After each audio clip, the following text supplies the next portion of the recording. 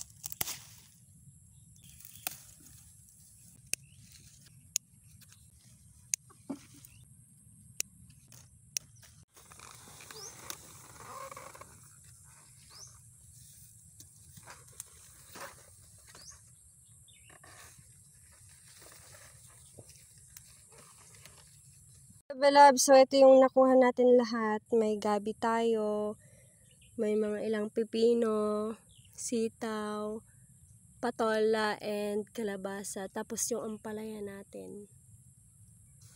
So ito lahat mga bebe loves yung nakuha natin. Ayan. Ayan lang mga bebe loves. Paalam.